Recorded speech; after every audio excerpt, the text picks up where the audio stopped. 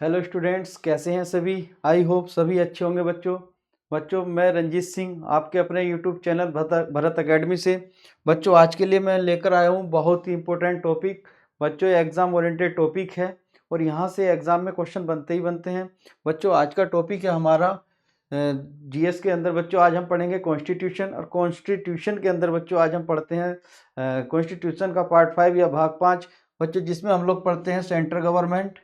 Central government के अंदर बच्चों मैंने आपको लास्ट क्लास में भी बताया था, या जो हमने इसके पहला पार्ट पढ़ा है कॉन्स्टिट्यूशन में, पार्ट 5 का जो पहला सेशन हम पढ़ चुके हैं, उसमें बच्चों मैंने आपको बताया था कि सेंट्रल गवर्नमेंट कैसे कैसे वर्क करती है। सेंट्रल गवर्नमेंट में कौन सबसे ऊपर होता है, कौन उसके नीचे उसके अधीनस्थ होता है। तो इस तरीके से बच्चों हमने कुछ चर्चा की थी।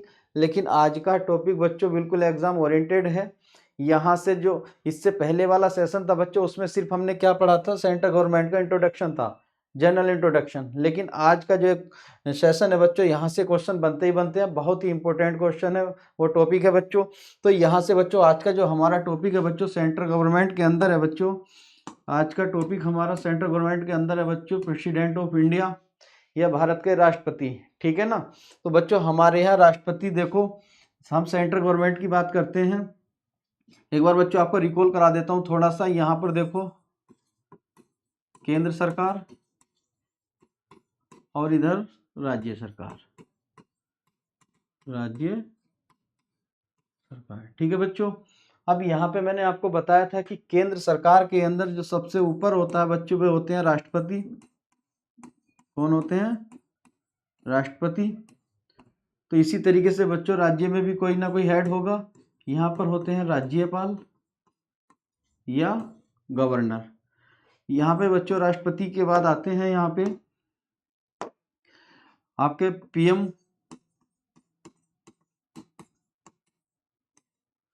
कौन बच्चों? प्रधानमंत्री। और यहाँ पे आते हैं बच्चों आपके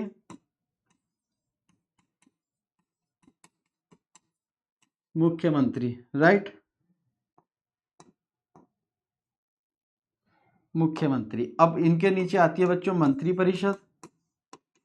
मंत्री परिषद। इधर भी बच्चों क्या आता है? मंत्री परिषद। मंत्री परिषद। उसके नीचे आती है बच्चों आपके संसद। और यहाँ पे आती है आपकी विधानमंडल। विधानमंडल, ठीक है बच्चों। अब यहाँ पे संसद में भी दो पार्ट होते हैं, एक होता है आपका लोकसभा और एक होता है राज्यसभा। राज्यसभा। और यहाँ पे विधानसभा, और बच्चों दूसरा होता है विधान परिषद। क्या होता है? विधान परिषद, ठीक है बच्चों।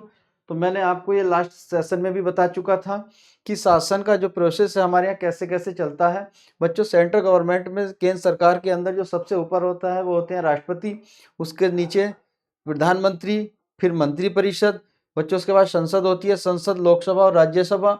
उसी तरीके से राज्य सरकार में राज्यपाल, मुख्यमंत्री, मंत्रिपरिषद, विधानमंडल, विधानसभा और विधान परिषद। लेकिन बच्चों हमारे कुछ ही राज्यों में विधानसभा और विधान परिषद है, अधिकांश राज्यों में हमारे यहाँ सिर्फ विधानसभा है विधानमंडल के अंदर। तो बच्चों यहाँ पे जैसे राष्ट्रपति की बात करते हैं, ये भारत के प्रथम नागरिक या संवैधानिक प्रमुख होते हैं। अगर आपसे क्वेश्चन आ जाता है एग्जाम में कि भारत का कॉन्स्टिट्यूशनल हेड या संवैधानिक प्रमुख कौन होता है, तो वहां पर अगर ऑप्शन में आपको क्या क्या मिलेगा बच्चों? एक मिलेंगे प्रेसिडेंट, दूसरे प्रधानमंत्री, तीसरा आपका मिलेगा संसद। ठीक है बच्चों। तीसरा ऑप्शन क्या होगा आपके लिए? तीसरा ऑप्शन होगा बच्चों आपके लिए संसद, और फोर्थ ऑप्शन में आएगा आपके लिए सुप्रीम कोर्ट। सुप्रीम कोर्ट, ठीक है बच्चों। तो इस तरीके के ऑप्शन मिलेंगे आपको कि भारत सरकार का या केंद्र सरकार का या भारत सरकार का संवैधानिक प्रमुख कौन होता है। तो संवैधानिक प्रमुख यहाँ पे चार ऑप्शन है, राष्ट्रपति, प्रधानमंत्री, संसद और सुप्रीम कोर्ट। तो बच्चों यहाँ पे सबसे ऊपर जो होता है वे होते हैं राष्ट्रपति। राष्ट्रपति के बाद आते हैं आपके प्रधानमंत्री, ठीक है। तो संवैधानिक प्रमुख राष्ट्रपति होते हैं, लेकिन वास्तविक प्रमुख, रियल हेड जो होता है, जिसके हाथ में पूरे शासन की बागडोर होती है, वो होता है बच्चों हमारे यहाँ प्रधानमंत्री या पीएम। ठीक है ना। पूरे शासन की बागडोर इन्हीं के हाथ में होती है। क्या होना है, कैसे होना है, राइट, किस तरीके से सरकार बननी है, ठीक है ना। तो ये पूरा प्रोसेस सब कुछ मंत्री परिषद किसको कौन सा विभाग देना है, क्या देना है, ये सारे कार्य किसके अंदर में आते हैं, प्रधानमंत्री के। लेकिन अगर आपसे क्वेश्चन आ जाए कि केंद्र सरकार का कॉन्स्टिट्यूशनल हेड या संवैधानिक प्रमुख कौन होता है, तो बच्चों संवैधानिक प्रमुख राष्ट्रपति, क्लियर है। और अगर आता है कि वास्तविक प्रमुख कौन होता है, कार्यपालिका का वास्तविक प्रमुख आता है बच्चों प्रधानमंत्री, राइट। उसी तरीके से राज्य सरकार में भी राज्यपाल संवैधानिक प्रमुख होते हैं, ठीक। राज्य सरकार का संवैधानिक प्रमुख राज्यपाल, लेकिन वास्तविक प्रमुख या वास्तविक कार्यपालक कौन होता है बच्चे, मुख्यमंत्री, राइट। बाकी जिस तरीके से यहाँ मंत्री परिषद होती है उसी तरीके से यहाँ पे होती है। मैंने बताया था आपको मंत्री परिषद 3 तरीके की होती है, कैबिनेट मंत्री और राज्य मंत्री और स्वतंत्र प्रभार मंत्री। उसी तरीके से जैसे यहाँ पे सर्वोच्च पंचायत संसद होती है, उसी तरीके यहाँ पे बच्चों विधानमंडल होती है। विधानमंडल में भी विधानसभा और विधान परिषद होती है, और संसद में लोकसभा और राज्यसभा। इन सब चीजों पे बच्चों हम लास्ट सेशन में बात कर चुके थे। तो आज का हमारा जो टॉपिक है बच्चों, आज का हमारा टॉपिक है प्रेसिडेंट ऑफ इंडिया या राष्ट्रपति, भारत के राष्ट्रपति। तो बच्चों आज का टॉपिक अब हम यहां से देखते हैं, हमें क्या पढ़ना है बच्चों। आज हमें पढ़ने हैं प्रेसिडेंट ऑफ इंडिया, राइट। देखो बच्चों, आर्टिकल 52 में बच्चों राष्ट्रपति का पद,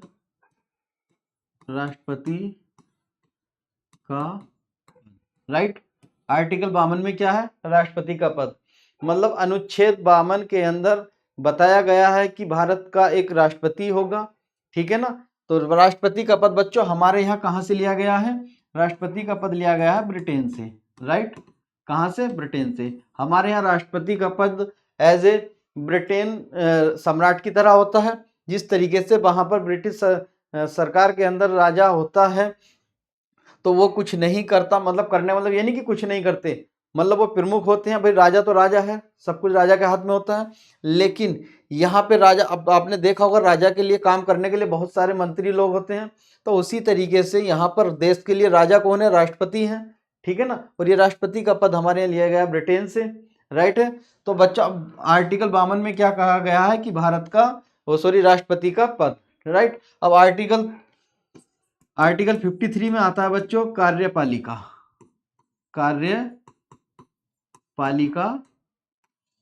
शक्ति, ठीक है। कार्यपालिका शक्ति की कार्यपालिका शक्ति। अब बच्चों अब आप बोलोगे ये कार्यपालिका क्या होती है। बच्चों बहुत लोग, बच्चों को कंफ्यूजन रहता है कि कार्यपालिका किसे कहते हैं। बच्चों जस्ट आप 2 मिनट दीजिए, अभी सब कुछ क्लियर हो जाएगा कि ये कार्यपालिका क्या होती है बच्चों। एक होती है विधायिका, राइट। एक होती है बच्चों कार्यपालिका, राइट। एक होती है बच्चों न्यायपालिका, ठीक है। और फोर्थ होता है बच्चों आपके यहाँ प्रेस या मीडिया, राइट। तो बच्चों यहाँ पे देखो विधायिका को क्या बोलते हैं बच्चों हम, लेजिस्लेचर, ठीक है ना। और कार्यपालिका क्या होती है, एग्जीक्यूटिव। न्यायपालिका क्या होती है बच्चों, जुडिशरी। प्रेस आप सभी लोग जानते हैं, मीडिया। बच्चों हमारे देश के अंदर शासन के 3 पिलर होते थे, 3 पिलर या 3 स्तंभ, ठीक है बच्चों। क्या हमारे यहाँ शासन के 3 स्तंभ होते थे, पहला विधायिका, दूसरा कार्यपालिका और तीसरा न्यायपालिका। लेकिन बच्चों कुछ समय से हमारे यहाँ एक पिलर और माना जाने लगा जिसका नाम है प्रेस। ये आपका क्या है, फोर्थ। तो बच्चों आज के दौर में भारत में शासन के कितने स्तंभ हैं बच्चों, 4 स्तंभ। कितने हैं, 4 स्तंभ। 4 में विधायिका, कार्यपालिका, न्यायपालिका और प्रेस। अब यहाँ पे बच्चों आप बोलोगे कार्यपालिका क्या होती है, विधायिका क्या होती है, न्यायपालिका। अब देखो न्यायपालिका को तो आप सभी जानते हैं, ठीक है ना, जहां से न्याय मिलता है, ठीक है ना, जहां से न्याय मिलता है, या जो कोर्ट वगैरह होते हैं हमारे, ठीक है बच्चों, जो कोर्ट होते हैं उसको हम क्या बोलते हैं, न्यायपालिका। जैसे आपका high court, supreme court, district court, ये सब क्या है बच्चों, न्यायपालिका, राइट। यहाँ पे आपका किसी भी तरीका का कोई केस चल रहा है, क्रिमिनल केस है, नॉर्मल केस है, तो यहाँ पे सुनवाई होती है। उसके बाद आपकी गवाही वगैरह होती है, उसके बाद जो भी न्यायाधीश को लगता है कि हाँ क्या सही है क्या गलत है, उसके अकॉर्डिंग फैसला सुनाया जाता है। तो कोर्ट में क्या मिलता है बच्चों, आपको न्याय मिलता है। ठीक है, ये न्यायपालिका होती है। दूसरा, अब यहाँ पे आप सोचते हो कि विधायिका क्या है और कार्यपालिका क्या है। बहुत बच्चों को आखिर मतलब पढ़ते पढ़ते काफी समय हो जाता है, लेकिन उनका यही क्लियर नहीं हो पाता कि विधायिका किसे बोलते हैं, कार्यपालिका क्या बोलते हैं।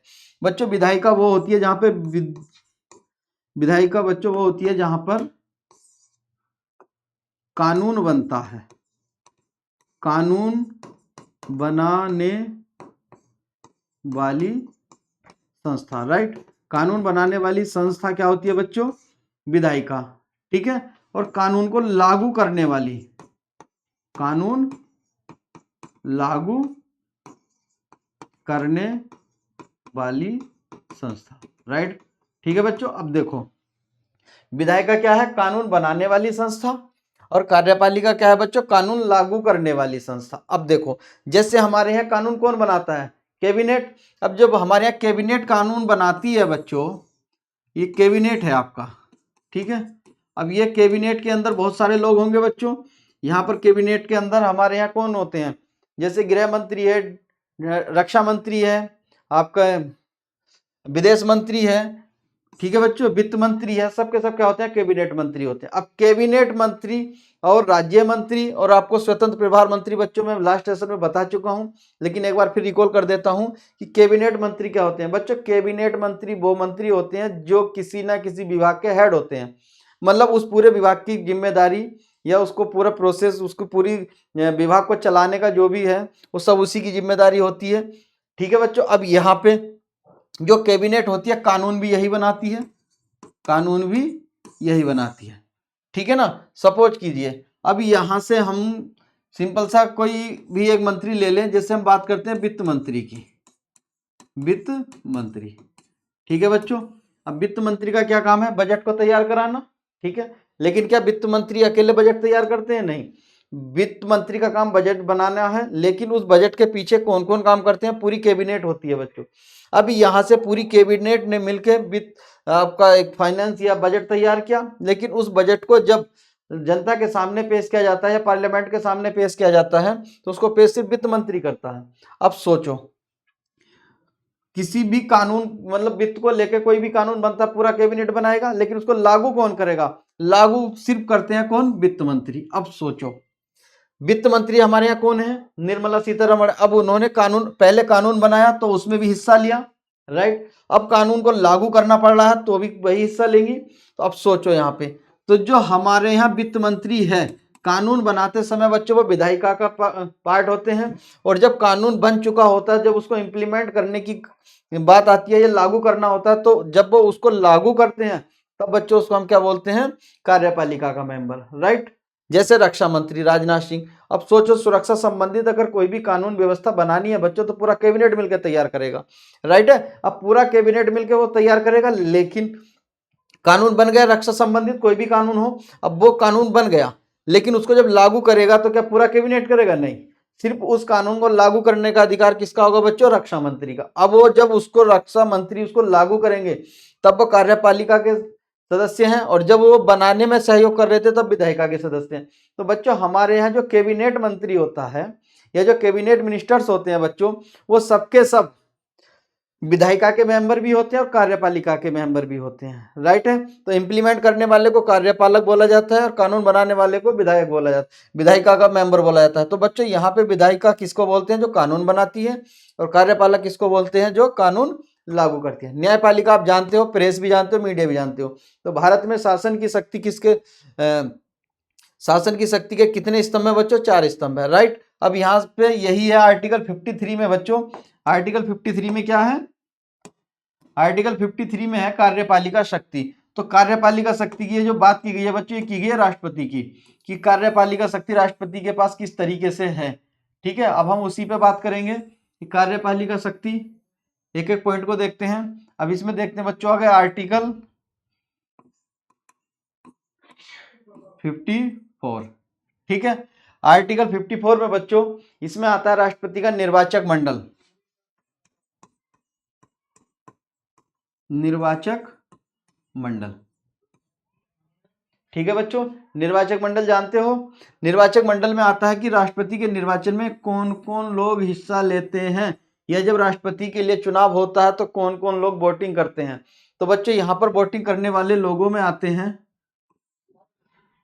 आपके लोकसभा प्लस राज्यसभा, ठीक, लोकसभा प्लस राज्यसभा दोनों के निर्वाचित मेंबर, निर्वाचित सदस्य। ठीक है बच्चों, राष्ट्रपति के चुनाव में कौन कौन हिस्सा लेता है, लोकसभा प्लस राज्यसभा के निर्वाचित सदस्य, राइट। अब दूसरा यहां पे बच्चों राज्यों की विधानसभा के निर्वाचित सदस्य। ठीक है बच्चों, लोकसभा और राज्यसभा के निर्वाचित सदस्य और राज्यों की विधानसभा के निर्वाचित सदस्य। बच्चों यहां पर राष्ट्रपति जी के चुनाव में राज्य के विधान परिषद के सदस्य चुनाव में हिस्सा या भाग नहीं लेते हैं। यहां पर सिर्फ राष्ट्रपति के चुनाव में जो हिस्सा भाग लेने वाले लोग हैं या पार्टिसिपेट करने वाले लोग हैं वो कौन कौन से हैं, लोकसभा राज्यसभा के निर्वाचित और राज्यों की विधानसभा के निर्वाचित सदस्य। निर्वाचित सदस्य बच्चों वो होते हैं जो जनता के द्वारा डायरेक्ट चुन के आते हैं। आपको पता हमारे यहाँ लोकसभा में भी 2 लोगों को राष्ट्रपति मनोनीत करते थे, राइट, मनोनीत करते थे, मनोनीत जानते हो ना। और इसी तरीके से राज्यसभा में भी 12 लोगों को मनोनीत करते हैं। तो यहाँ पे ये वाला तो अब बंद कर दिया, ठीक है ना बच्चों। 126वां अमेंडमेंट 2023 के द्वारा बच्चों अब लोकसभा के अंदर राष्ट्रपति जी द्वारा जो 2 एंग्लो इंडियन को मनोनीत किया जाता था वो प्रोसेस समाप्त कर दिया गया है। अब राष्ट्रपति कोई भी किसी भी तरीके के 2 एंग्लो इंडियन को यहाँ पर नॉमिनेट नहीं करेंगे, लेकिन राज्यसभा में 12 सदस्यों को नॉमिनेट या मनोनीत कर सकते हैं। तो यहाँ पे जो मनोनीत सदस्य हैं वो हिस्सा नहीं लेंगे, सिर्फ वही लोग हिस्सा लेंगे जो चुनाव लड़के या जो जनता के द्वारा चुने जाते हैं वही यहाँ पे हिस्सा लेंगे। इसी तरीके से राज्य की विधानसभा में भी जो निर्वाचित सदस्य होते हैं सिर्फ वही हिस्सा लेंगे। क्लियर है बच्चों। उसके बाद तो आर्टिकल 54 में क्या आता है, राष्ट्रपति का निर्वाचक मंडल। ठीक है बच्चों, अब बात करते हैं आर्टिकल 55। ठीक है बच्चों, इसमें आती है निर्वाचन की रीति। इसमें क्या आता है, इसमें आता है निर्वाचन की रीति, निर्वाचन की रीति। ठीक है बच्चों, जो निर्वाचन की रीति होती है, मैनर ऑफ द इलेक्शन, ठीक है बच्चों, of the president, manner of election of the president. अब यहाँ पे निर्वाचन की जो रीति है, मतलब कहने का रीति तरीका कि राष्ट्रपति के लिए निर्वाचन कैसे होगा, किस तरीके से चुनाव होंगे। क्लियर है बच्चों। तो यहाँ पर राष्ट्रपति जी के लिए जो चुनाव होता है, तो यहाँ पर बच्चों राष्ट्रपति जी के लिए चुनाव 2 तरीके से होता है। एक होता है एकल संक्रमणीय हस्तांतरणीय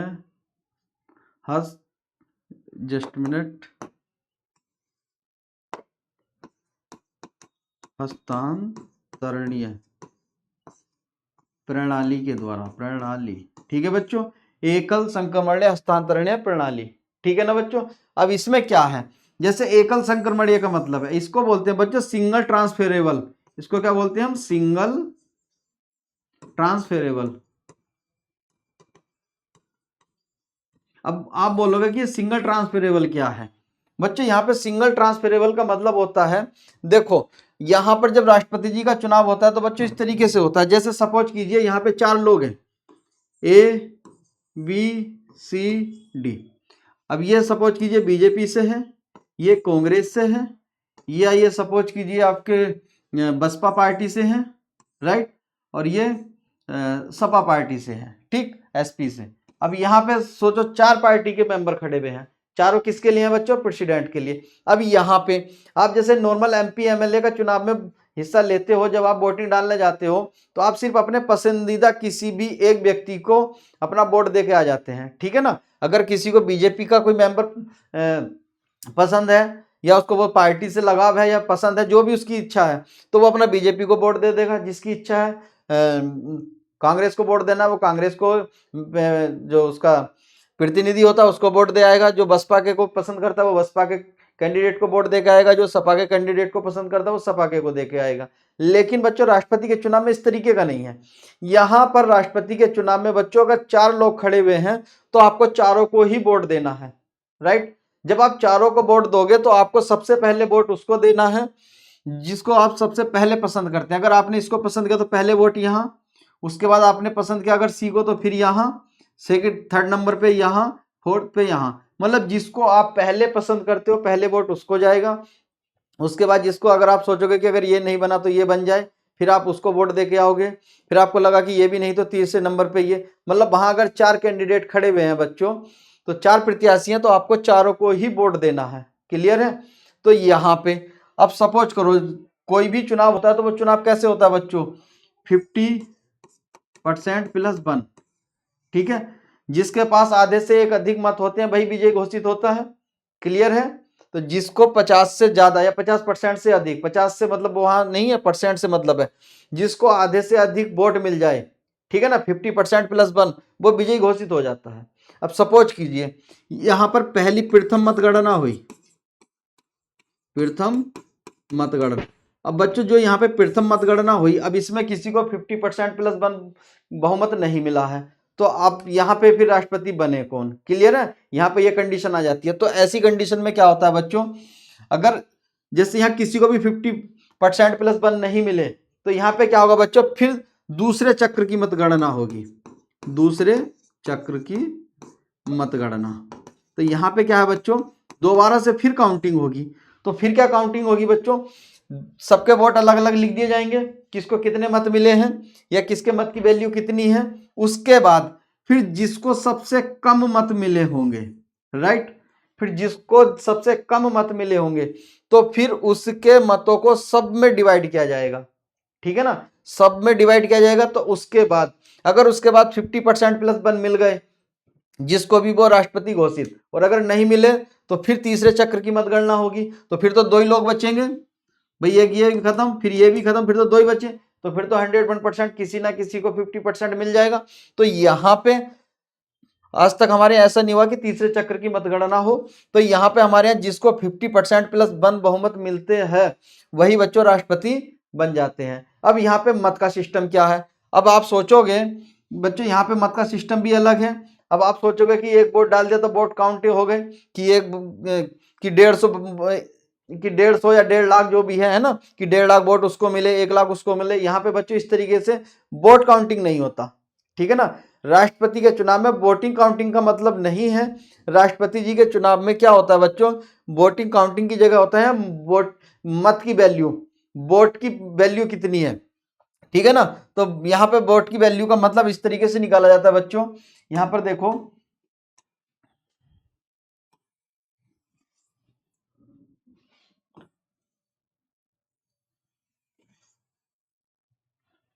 ठीक है बच्चों। अब जैसे मैंने अभी बताया था ट्रांसफरेबल, अब जैसे किसी को भी 50% वोट नहीं मिले थे तो जिसको सबसे कम मिले थे उसके वोटों को फिर दूसरों में डिवाइड कर दिया तो अपने आप ही ट्रांसफर हो गए।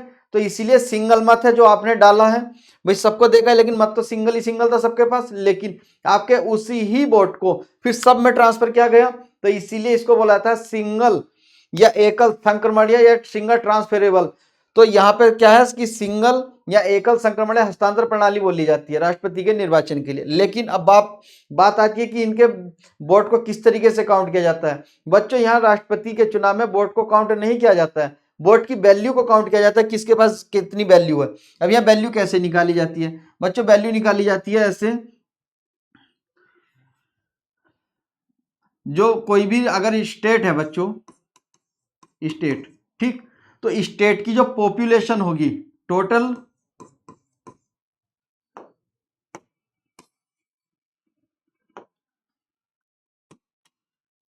कुल जनसंख्या, ठीक है बच्चों, किसी भी राज्य की कुल जनसंख्या को उस राज्य के जो भी एमएलए होंगे, ठीक है बच्चों, कुल जनसंख्या या राज्य की कुल जनसंख्या, राज्य की कुल जनसंख्या। अब यहाँ हर राज्य का, जैसे अब बात करते हैं बच्चों यूपी, यहाँ पे बात कर रहे हैं हम बिहार, तो दो राज्य हैं बच्चों, दोनों में जनसंख्या अलग अलग है, दोनों में एमएलए की संख्या भी अलग है। भाई हमारे यहाँ एमएलए की संख्या, हमारे एमएलए कितने बनते हैं 403, बिहार में एमएलए कम बनते हैं। तो इस तरीके से जो हमारे विधायक होते हैं, ठीक है, तो राज्य की कुल जनसंख्या को उस राज्य की विधानसभा के सदस्यों से डिवाइड किया जाता है, विशेषकर एमएलए से। अब उसके बाद डिवाइड करने पे जो भी वैल्यू आती है वो बच्चों एक विधायक के मत की वैल्यू होती है, एक विधायक के मत की वैल्यू होती है। जैसे सपोज करो यूपी की पॉपुलेशन बच्चों हम मानते हैं 22 करोड़ है,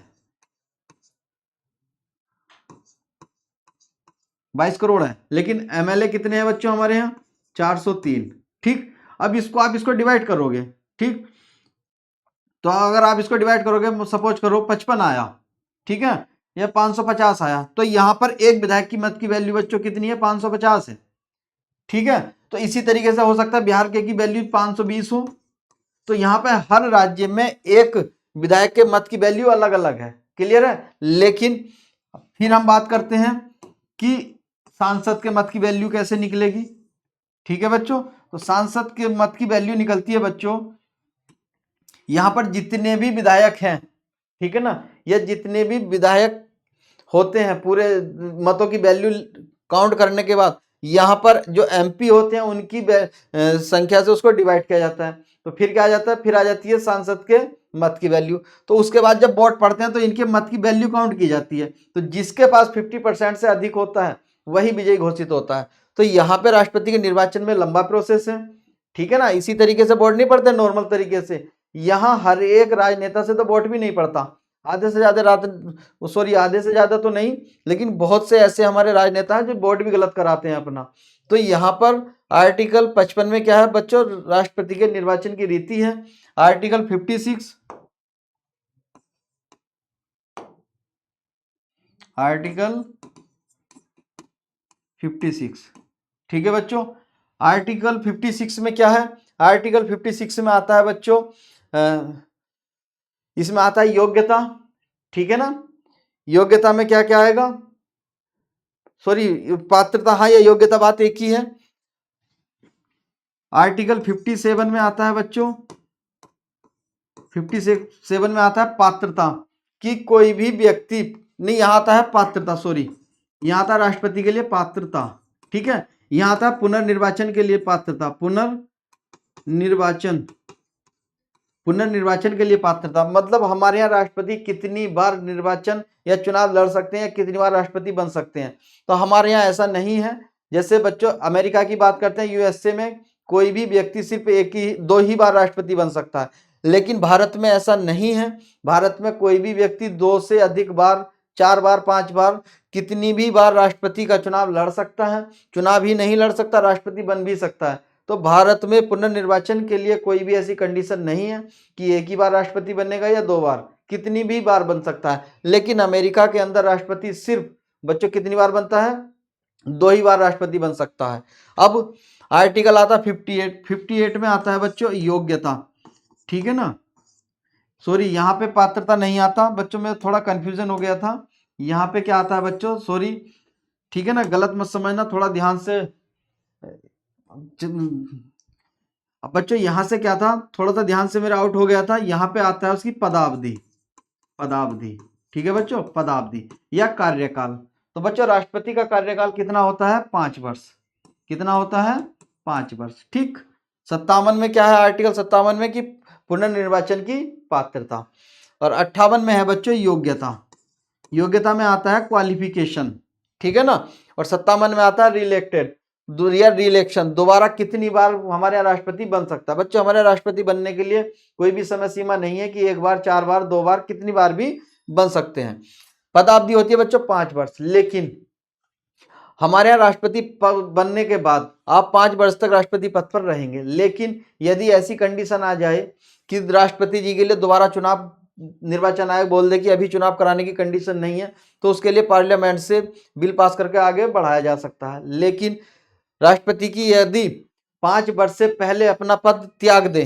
ठीक है, तो यहाँ पे फिर कंडीशन है 5 वर्ष से पहले अगर यदि अपना पद त्याग दें तो राष्ट्रपति का पद बच्चों खाली नहीं रखा जाता। राष्ट्रपति के लिए क्या है कि दोबारा जैसे अभी चुनाव हुआ 2025 में, सपोज कीजिए 2025 में चुनाव हुआ, अभी चुनाव हुआ, राष्ट्रपति जी किसी वजह से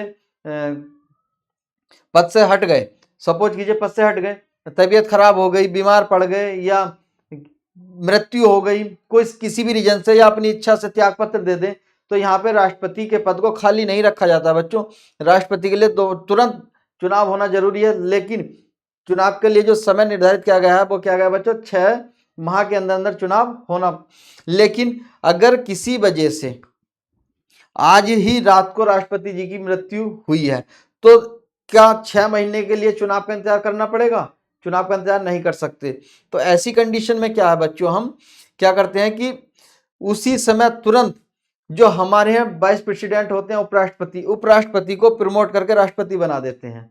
ठीक है ना। लेकिन यदि उपराष्ट्रपति भी नहीं है तो ऐसी कंडीशन में किसको राष्ट्रपति बनाया जाए? मैंने आपको बताया ना, क्योंकि राष्ट्रपति का पद क्या होता है, एक राजा का पद होता है और राजा के पद को खाली नहीं रखा जाता। ठीक है, तो अगर राष्ट्रपति भी नहीं है, उपराष्ट्रपति भी नहीं है, तो ऐसी कंडीशन में किसको राष्ट्रपति बनाया जाए? ठीक है ना बच्चों। अब हमारे यहाँ राष्ट्रपति थे, उनकी आकस्मिक मृत्यु हो गई, क्लियर है, मृत्यु हो गई। अब देखो ये कंडीशन थी हमारी, यही कंडीशन एक बार हुई थी बच्चों 1969 में। ठीक है ना। इससे हमारे राष्ट्रपति थे डॉक्टर जाकिर हुसैन। कौन थे बच्चों? जाकिर हुसैन। तो जाकिर हुसैन की आकस्मिक मृत्यु हो गई थी। अब सोचो जाकिर हुसैन की जब मृत्यु हुई तो राष्ट्रपति का पद खाली, तो ऐसे समय पे जब राष्ट्रपति का पद खाली हुआ इनकी मृत्यु होने के बाद, तो यहां पर हमारे एक व्यक्ति थे जिनका नाम था डॉक्टर वीवी गिरी। ठीक है बच्चों, वीवी गिरी।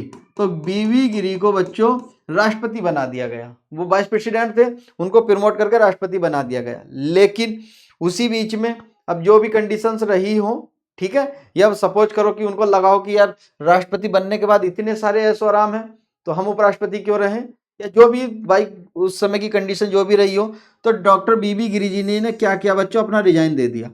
अब सोचो जब इन्होंने रिजाइन दिया तो राष्ट्रपति का पद भी खाली, उपराष्ट्रपति का पद भी खाली, तो ऐसी कंडीशन में राष्ट्रपति किसको बनाया जाए? तो उस समय हमारे यहाँ जो चीफ जस्टिस ऑफ इंडिया थे बच्चों, सीजेआई, कौन थे?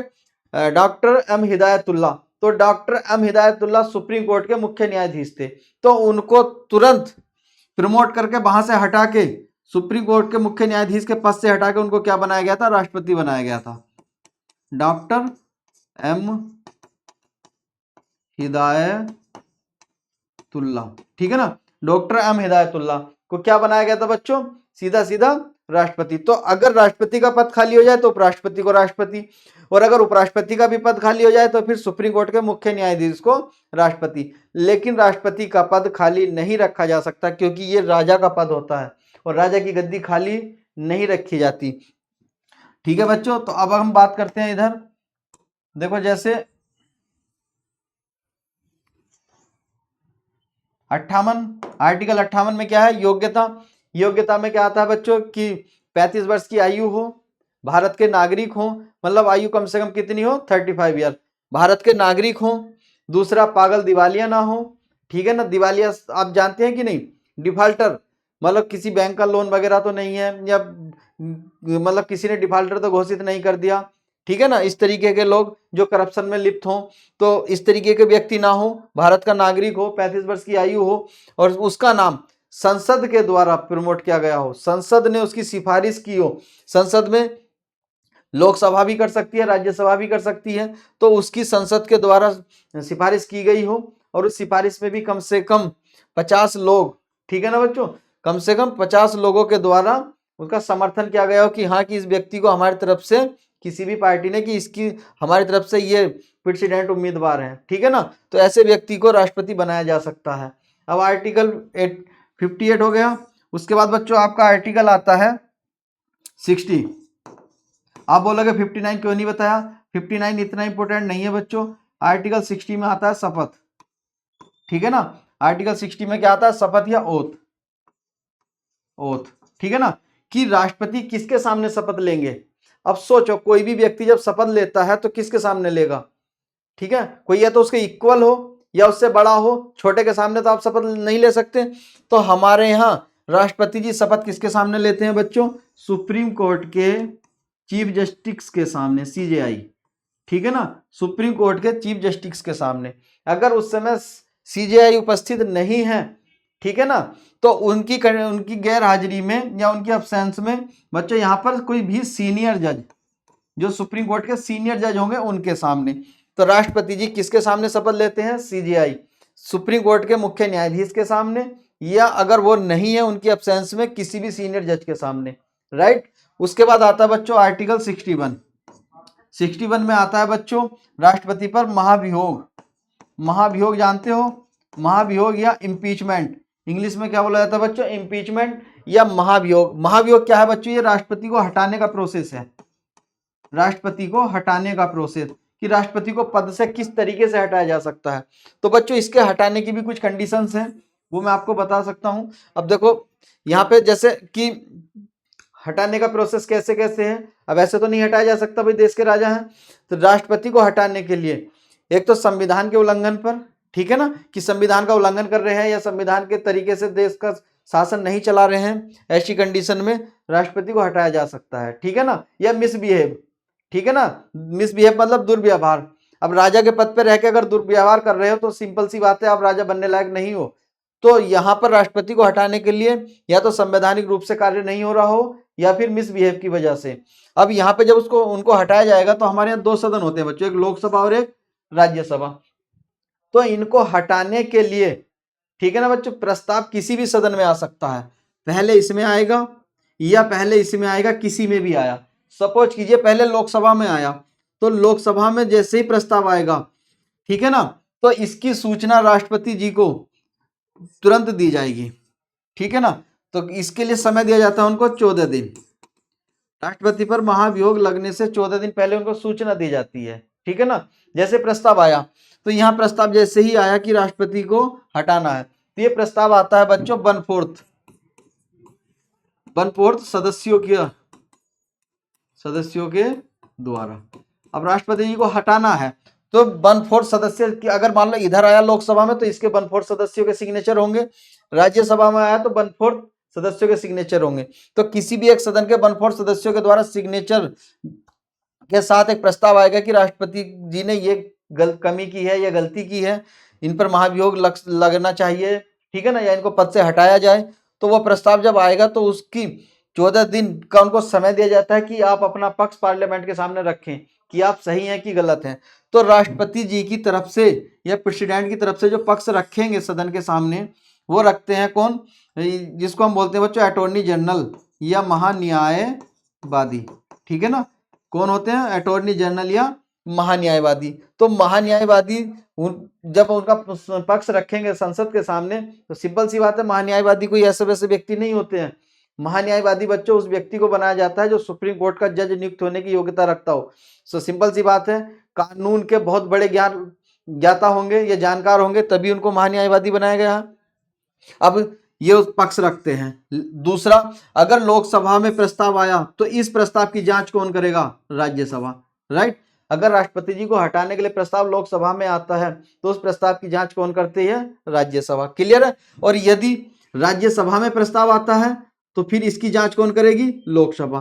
तो अगर जो भी उन पे आरोप लगा है, अगर वो आरोप सही सिद्ध होता है, राइट, अगर वो आरोप सही सिद्ध होता है तो फिर इनको हटाने का प्रोसेस चलेगा। तो उसके बाद फिर जब वो जो भी हटाने का प्रस्ताव आया था, जिसको हम इम्पीचमेंट या महाभियोग बोलते हैं, तो बच्चों वो फिर दोनों सदनों से 2/3 के द्वारा पास होना जरूरी है। यहां से 2/3 सदस्यों के द्वारा भी पास होना जरूरी है और यहां से भी 2/3 सदस्यों के द्वारा पास होना जरूरी है। जब इन दोनों से ये पास हो जाएगा तो उसके बाद राष्ट्रपति जी को अपना त्यागपत्र तुरंत देना पड़ेगा।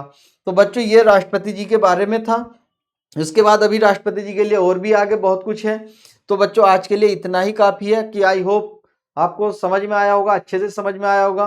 तो बच्चों मैं आपसे यही उम्मीद करता हूं कि जो मैंने पढ़ाया है आपके बहुत ही अच्छे से समझ में आया होगा। समझ में आने के साथ साथ मैं आपसे पहले भी कई बार बोल चुका हूं बच्चों, आप जब भी हमारी क्लास को पढ़ा करो, देखा करो, तो बच्चों आपको एक कॉपी पेन अपने पास रखना है।